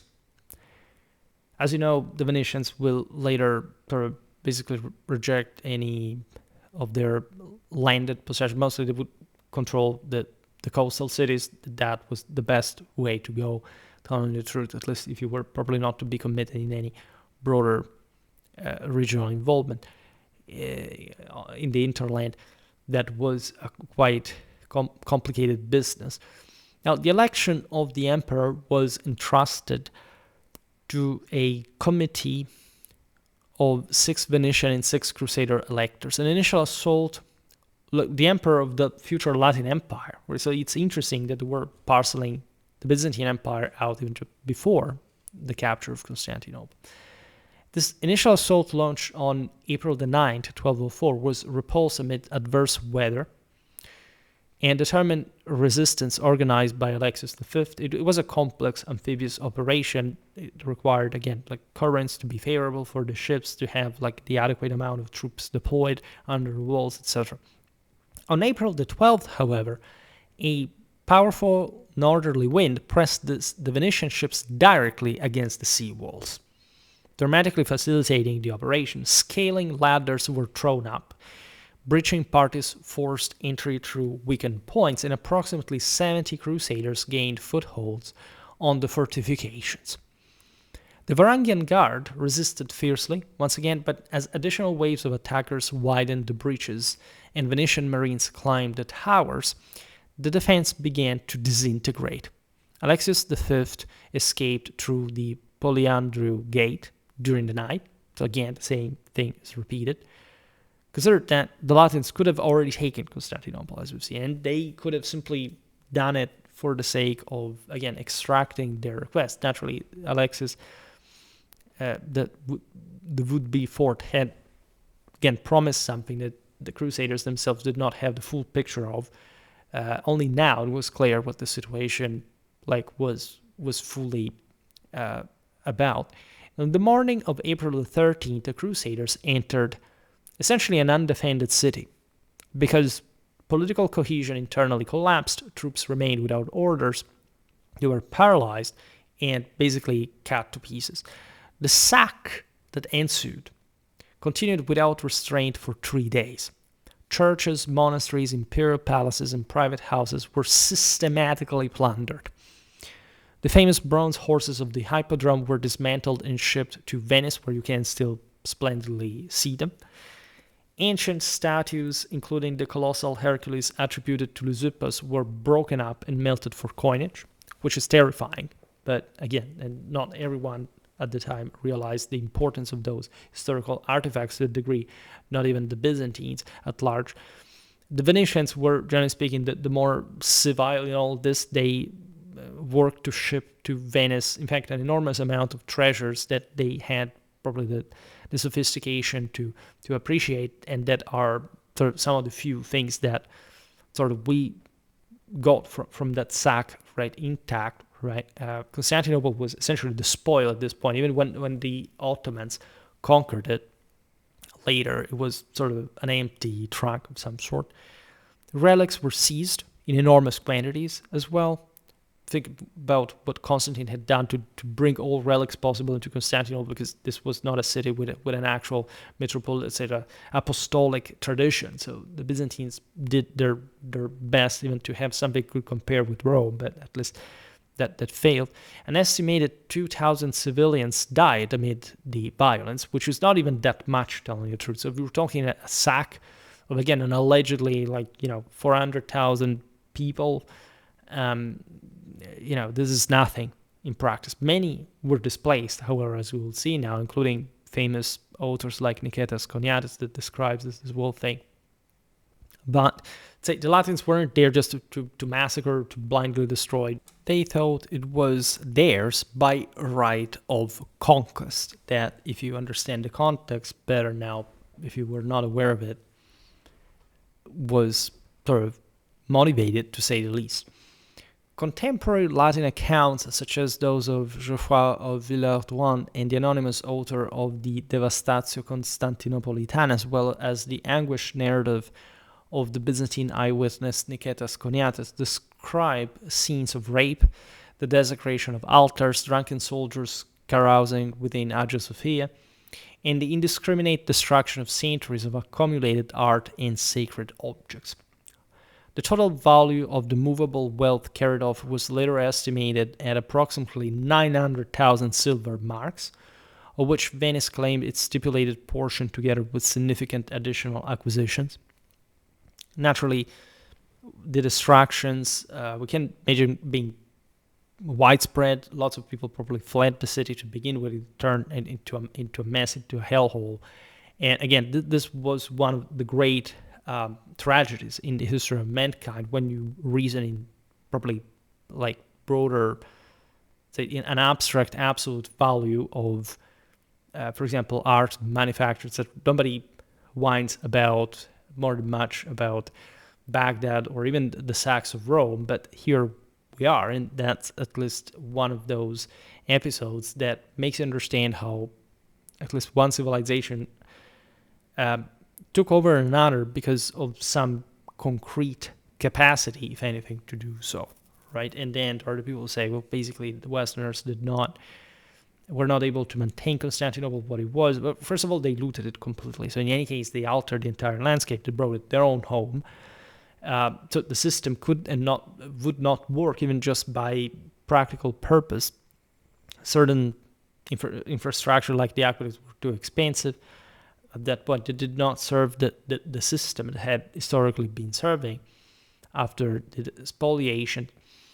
And for the sort of the record, in any case, the Latins were there to stay. So, like, I've never seen in history like a situation where once conquers a place where they have to stay and destroy it in the process. This doesn't happen, right? You can't have plundering, you can have a redistribution of the wealth in there and everything. And surely all these destructions did happen. We know that so much was lost. And much of that was also surely inflicted by brutality, like barbaric kind of attitude, etc. But this does not apply to Western civilization per se, right? People confuse, the brutal sack with, everybody sacked enemy cities this way at the time, but what is exactly about the Westerners that did not really ring true, or even just in terms of destruction? Do you think the Byzantines had simply a higher capacity to maintain, let's say, a more sophisticated system? What about the empire itself? How did they end up obtaining this? This was actually a pretty normal, sort of conventional way of big powers to deal with one another. And the fact that the Westerners took over also should make you reflect in any case, including for the brutality, the destruction, and everything, but also for the fact, for example, that Frankish castles in the Aegean, and I'm going to make a video about that, are sort of infrastructurally something immense, right? You find much more Frankish stuff than Byzantine one. The question is how or why. That happened, by the way, in a relatively short amount of time. It is true that the Venetians remained longer, so those are also, in fact, the best fortifications. Sometimes they're built for the Renaissance or even during the modern age, as we've seen in the videos about Moran. So because the Ottomans obviously came in between. But in that sense, this was not like the Huns, like passing by, plundering, milking the fat cow and leaving it dry and slaying. This is something more. There is some of it, but aside from the fact that the history of the Latin Empire wasn't that fortunate, because, as you know, after an initial defeat a few years later, like most of the military potential was gone. But in general, like, Latin presence was very robust and would continue. And the fact that the rest of the empire immediately disarticulated because Constantinople failed, by the way, should also make you really think about this whole. Because I made multiple videos about Byzantine history, not just after these events, but also about the Latin Empire and Romania, or Rumelia, if you prefer, later, and sort of the Balkans in this already sort of disastrous state in which they found themselves, that after the collapse of Byzantine controls further decayed in ways that are obviously connected with the fact that without Constantinople, this empire did not have many legs to stand on to begin with. So it's not by saying, but Nicaea, but Epirus, those were sort of provincial reality. Again, the empire was never reconstituted, even with the reconquest of Constantinople, to the scale that it had historically been. And the Byzantines at that point were always more or less at the mercy of other powers, or at least the sort of fencing them off as they had usually done, but from a sort of a much more limited political and strategical standpoint. So who were the same Westerners that at this point, like during the 13th century, could literally plunder Constantinople, despoliate, but also building several tens of cathedrals. Unlike what you see in the rest, by the way, of these other civilizations around, create scholastics, right? Having universities, having cities, getting Paris and Milan alone to reach the population of Constantinople, and there were many other big centers of the same scale. Again, what we said before, the Italian peninsula alone was bigger than the Byzantine Empire at this point, and by the 12th century was essentially the same, right? So it was also richer per capita in general. Like look at what the French are able to do also with the Latin Empire, with expeditions to Egypt. This is all something that the Byzantines historically at this point had not had really the ultimate capacity of producing. Not much because they lacked sort of absolute force, but because they had been giving way in relative terms to a much more powerful Romano-Germanic civilization, Frankish Latin, however you want to call it, that was alone capable, through largely like French and Venetian power alone, to bring the empire to its knees, right? So obviously this video, as I said at the beginning, is not meant to appreciate in broader terms what this means. But obviously, if you focus just on the emotional shock effect, you will never fully understand the bigger picture as a whole. For example, I don't know, not even the sacks of, not because I'm drawing a parallelism with the sack of 1204, but in general, when you think about the sack of Alaric or the sack of Isaac of Rome back in the day, but people have this idea that the Roman Empire sort of ended, or that this was the lowest point or whatever.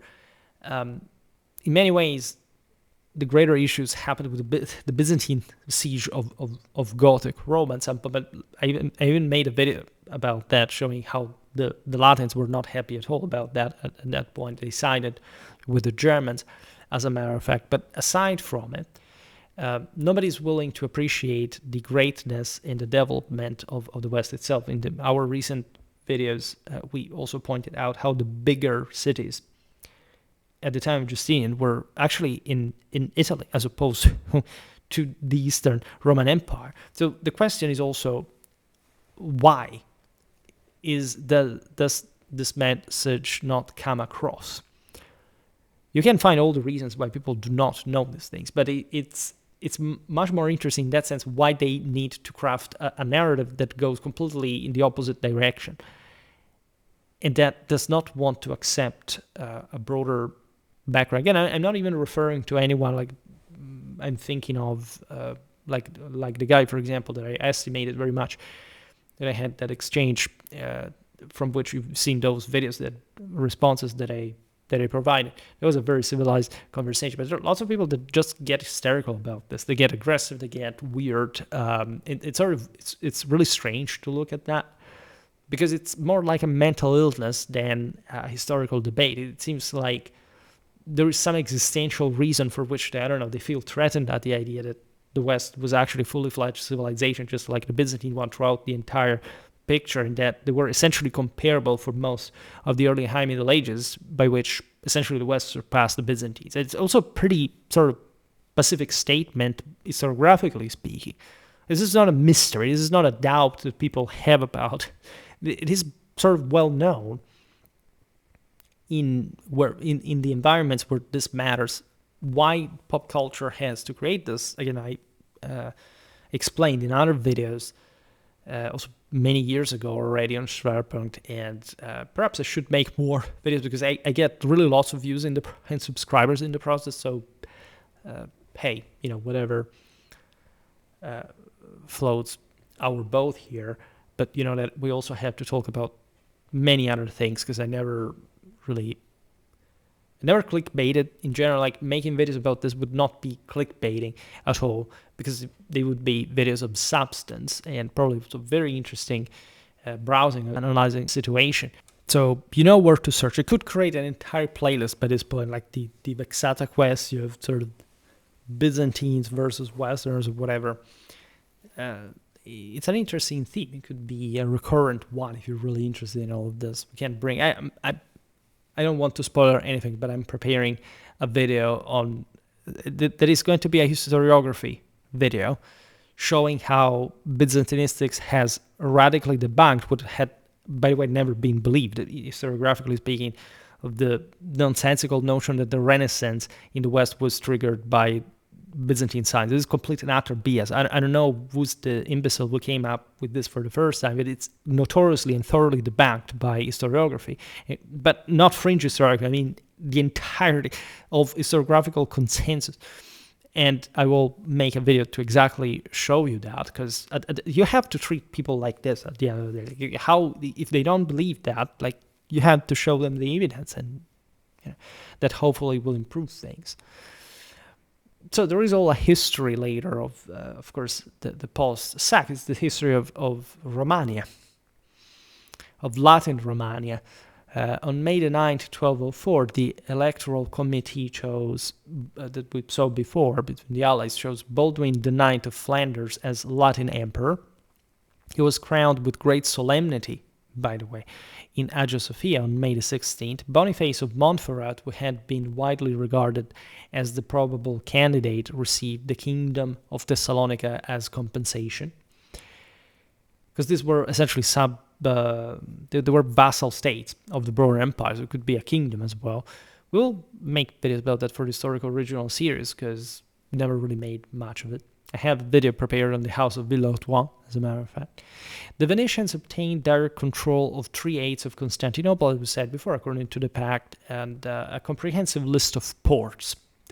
They really cared about. Islands and mainland territories as well, detailed in the Partitio Terrarum Imperii Romaniae, encompassing much of the eastern Adriatic littoral, also for obvious sort of geographical interest of the Venetians, the Ionian Islands, strategic positions along the Peloponnese, and numerous Aegean islands as well. I would like to stress, as we've seen also in the video about Siculo-Norman Byzantine warfare, that all these coastal areas had historically been sort of visited on vacations by hosts of Normans that thought that that they were good localities for seasiding, etc.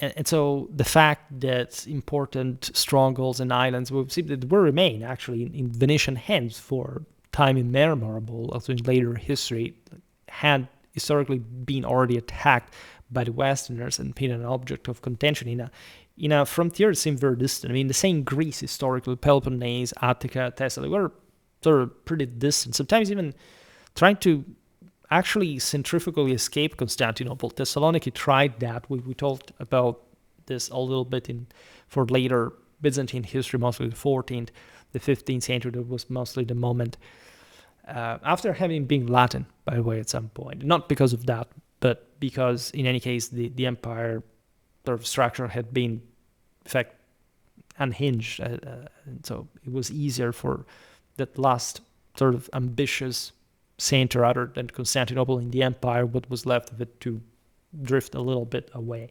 Because again, Constantinople was incredibly oppressive and bullying in against all the rest of the dominion.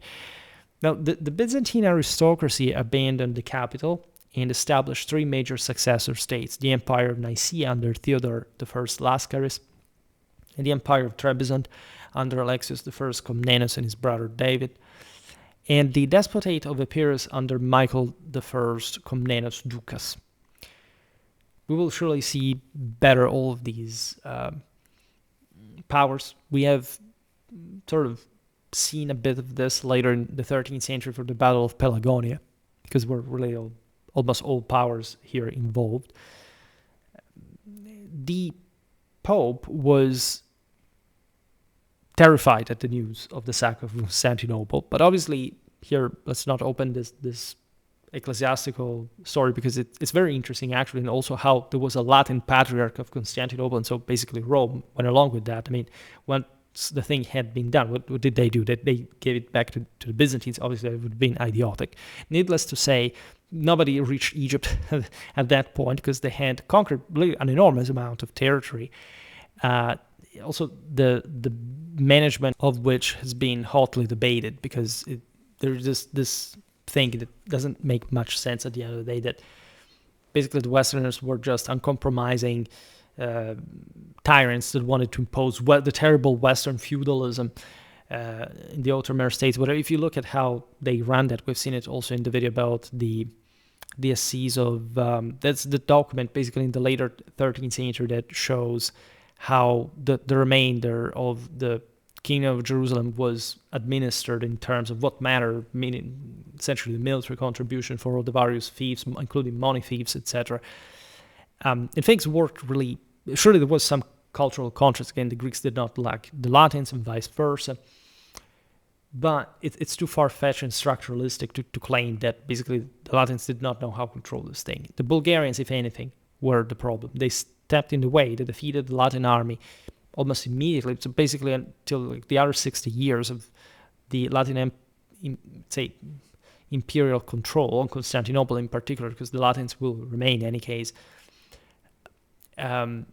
even as vassals in this sort of sub-states of Constantinople, nominally at least, because they were also very autonomous later on.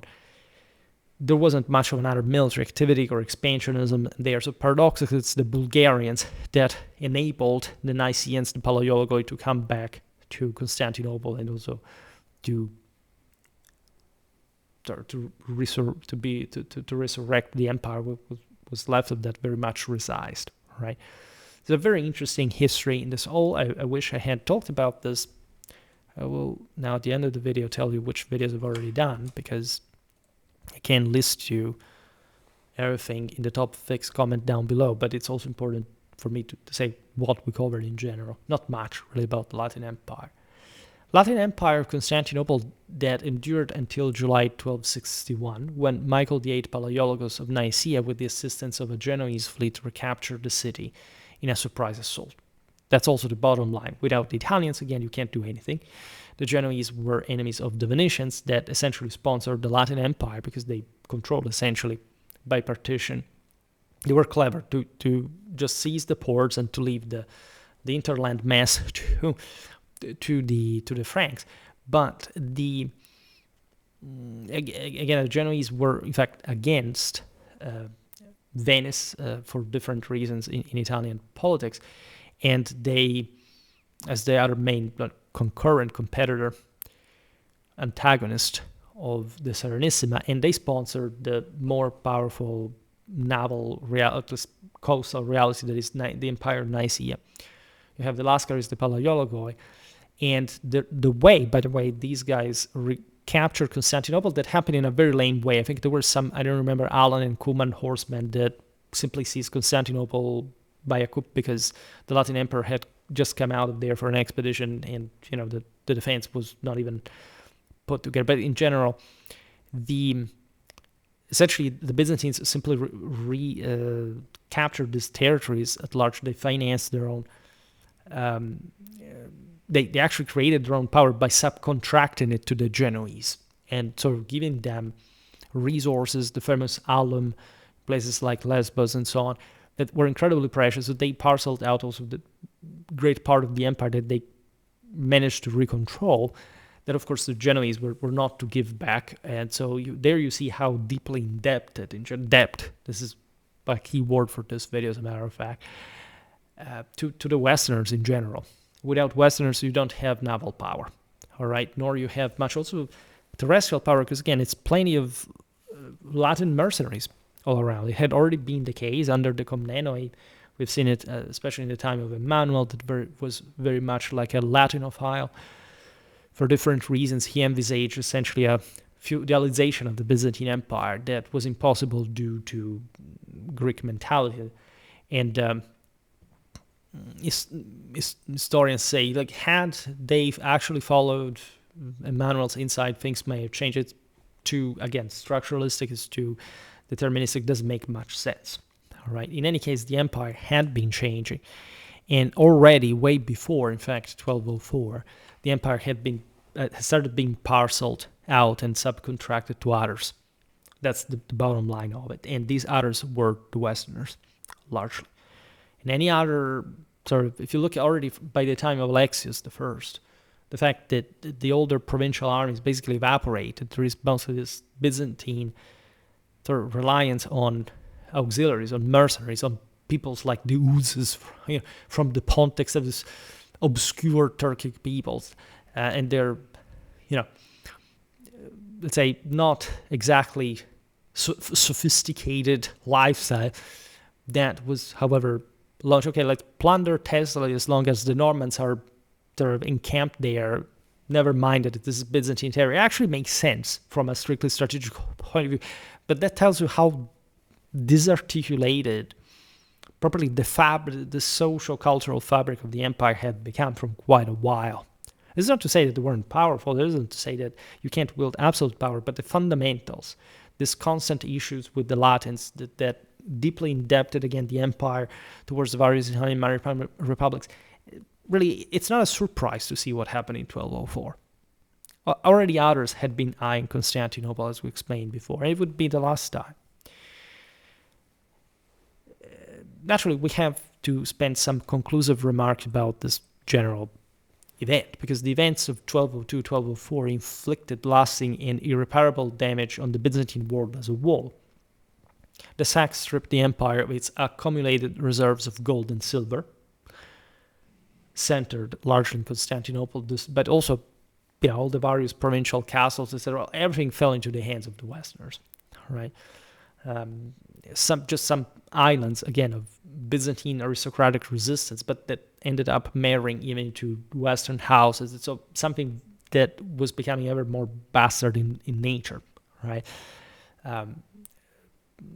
In the periphery, survived.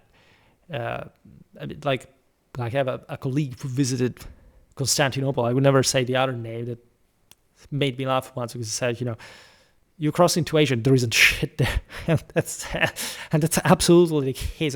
When we think about the Empire of Nicaea, it's something very different from Constantinople. But I mean, even the Bulgarian, the Thracian hinterland is not really this pretty amicable and developed place, as a matter of fact. Always remember, Byzantine civilization is about coastal stuff.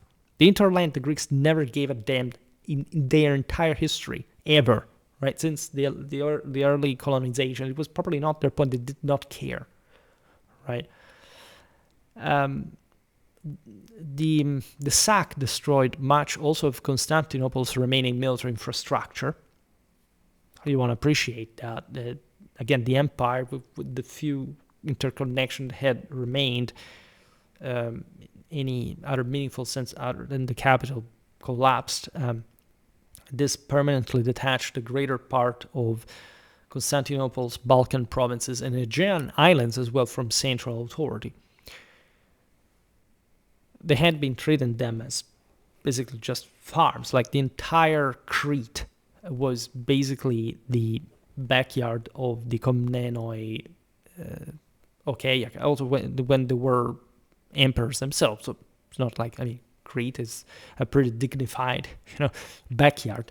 But in that sense, it was mostly about supplying Constantinople. If the entire mechanism around sort of starts faltering because the others are eroding that space and you don't have a capacity to defend it from the province itself, or even with any regular capacity to go out there towards the periphery, things will start collapsing. Also, socially speaking, there are very interesting dynamics regarding, for example, lots of Turkopoloi that were historically like the sons of the Turks in Greek, which is also in itself a Byzantine legacy as a name, in the Holy Land, horse archers mostly, that's what we're called like that, because they were sort of military colonists that, or communities that had historically come from the Gulam Turkic forces that had settled here and there.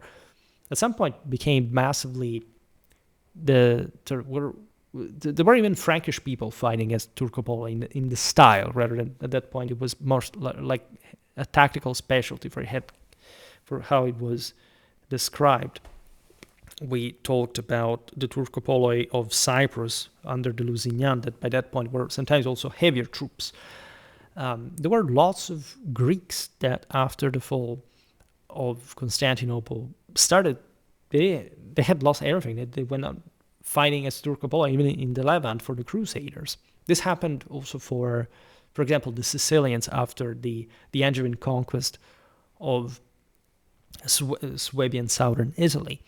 So you have all very interesting shifts, also in lands that, again, historically had been quite advanced, but that had, by this point, deteriorated and lost vitality to an important degree.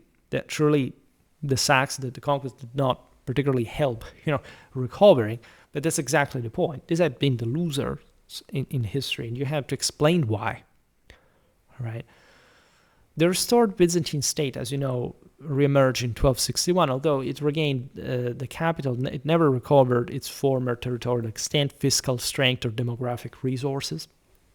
The diversion and subsequent sack of Constantinople embittered relations between the Latin and Greek churches to a degree that rendered the schism of 1054 effectively irreversible and rendered futile all subsequent efforts at ecclesiastical reunion. But we should also stress that at that point it was mostly the Byzantine emperors asking for it, with essentially bowing themselves to Rome rather than anything from the other side. The papacy was sort of at the peak of power and continuing to maintain a very strong one. This is a bit what happens, I don't know, with Ruthenia, with the Ruthenian Palatinate after the Mongol conquest.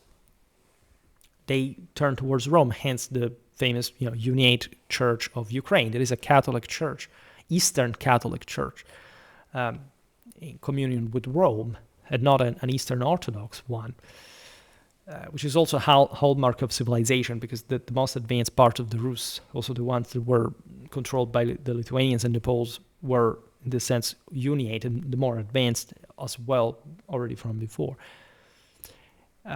So the political configuration of the Eastern Mediterranean was transformed for centuries as well. A patchwork of Latin principalities and Venetian colonial possessions dominated southern Greece, the islands, and key coastal districts until the gradual Ottoman conquests of the 14th and 15th centuries. That were in many ways, even if you look at sort of the Greek support that they actually ended up receiving, especially in the hinterland, mostly like an anti-Latin thing. Right, this was still sort of championed by Constantinople and the Patriarchate, etc. We made lots of videos actually about 14th, 15th century, especially 14th century Byzantine history is quite interesting and underrated in my opinion. But you see there that naturally the collapse and the fact that in general this resentment, it was not like you can say the Ottomans took over these simply because of the sack of Constantinople, but that definitely did contribute a lot, and indirectly so, not because the Westerners destroyed the empire, but because they embittered its population against the same, and did not allow for the Westerners that largely controlled the Aegean also later on up to quite very recently, like the Venetians, the Hospitallers, actually would have had very easy chance to unplug the Ottoman lifeline. After the Battle of Ankara, for example, with the Timurids, giving another very powerful blow and causing a civil war on top of that among the Ottomans. Like, it's not very distant from the siege of 1453.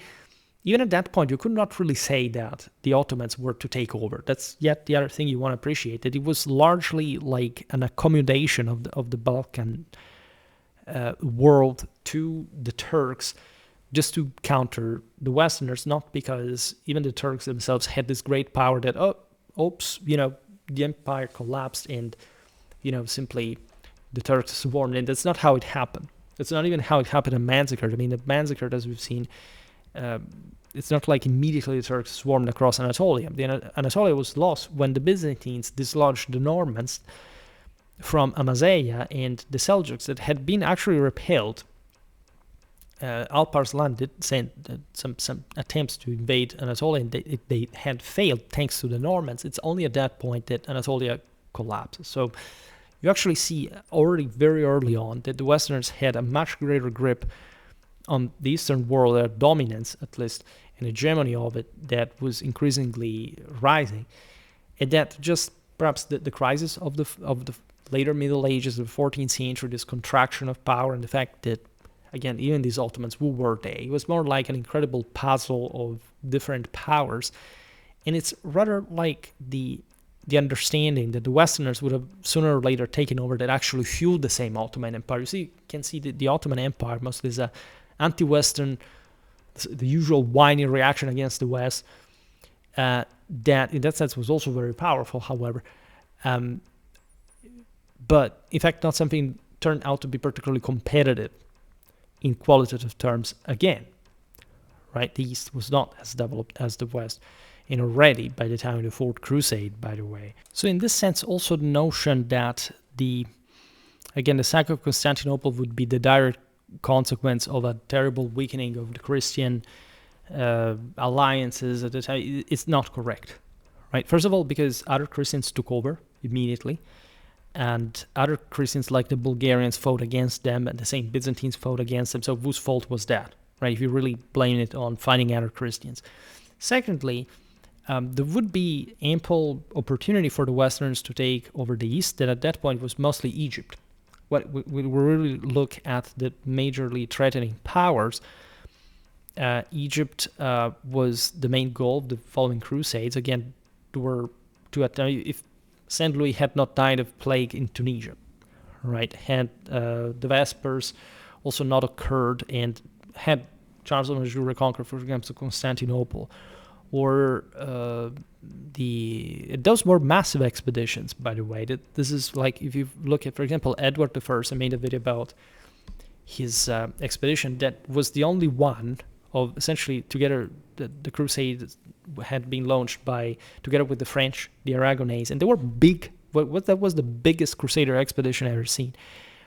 And the English alone reached the Holy Land. And, there is it doesn't go too far, but in any case, those were all occasions of which, in the same initial campaign of Louis IX in Egypt, when he was also captured and so on, that was not like this. It was a disaster because of that event, etc., but it had started positively. So again, it was all the capacity of the Westerners to attack that. It's not like the Egyptians could, invade Italy or the remainder of the Byzantine Empire or whatever.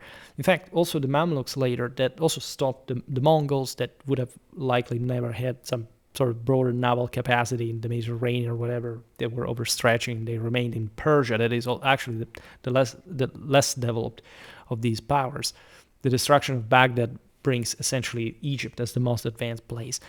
That was also a much more Western place, telling the truth. And those never leave Levant. I mean, it's not like the Mamluks, because they had taken Jerusalem or whatever. They could go beyond Syria and threaten Constantinople. That's not what happened. The Turks, the Ottoman Turks in particular, were fundamentally Europeans themselves. I mean, if you look at them, aside from all the bands of scumbags from Central Asia that they collected in general, they were literally from the Marmara Sea. Those were places since the time of the Hittites, which the Europeans had been there. They were incredibly westernized later on. If you look at the Battle of Calderan, what the Ottoman army looked like compared to the Persian one, like, you will notice the difference, really. So civilization is really not a matter of opinion. And you gotta admit that even just like the Ottoman escalation is something that happened much later, much sort of out of the blue than what could be predicted. It's not like, oh, look, they destroyed Constantinople, there is this lack of shield for the West. That is not to be seen, especially in this era. There's no power that is actively threatening the invasion of Europe. If anything, it's the other way around. This thing at the time was truer for Spain, right? Because there had been Almoravid resurgence before Las Navas that was really scary for Spain at least. And so even here, the direction of Innocent III seems to me, as the official Roman Catholic authority, pretty limpid and clear. In general, the West benefited from the conquest of Constantinople, because this had become objectively a pain in the behind that had made no sense. I mean, you wanted to reach the Holy Land, you had to get rid of this thing, of the Byzantine Empire, right? In the 12th century, it was still dangerous enough to sort of give tail strike against southern Italy. Done. The Francocrazia is a beautiful term, and you can see, again, traveling across Greece, all these beautiful Frankish castles that make you really wonder, but who was really the guy who controlled, right? Where are the vestiges of Byzantine civilization? As a matter of fact, it makes you wonder in Greece, actually, when you travel there, where are the vestiges of ancient Hellenic civilization? Because there is much more Roman stuff than Greek one, and so that or at least Roman age one in that sense. That also makes you wonder a lot. So perspectives here are not anecdotal. Again, I never tell you, I'm such an expert, I'm such a great historian, I'm a PhD, but let's say I also have my chevrons in there, and so you want to at least appreciate the perspective, which I'm sure not just, I mean, you don't have to agree with me just out of, I don't know, some sort of siding, right? You have to understand what I'm talking about. Here are just a couple of videos about the Latin Empire. Too few. Really, we have to make more. The Latin Empire, Romanian introduction, and this other one, the Latin Empire, Romanian army organization as well, right?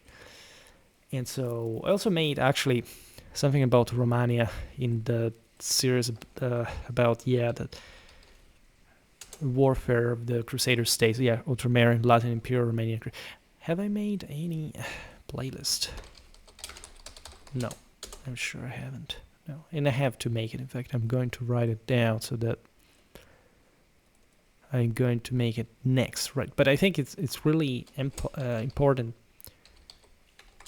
to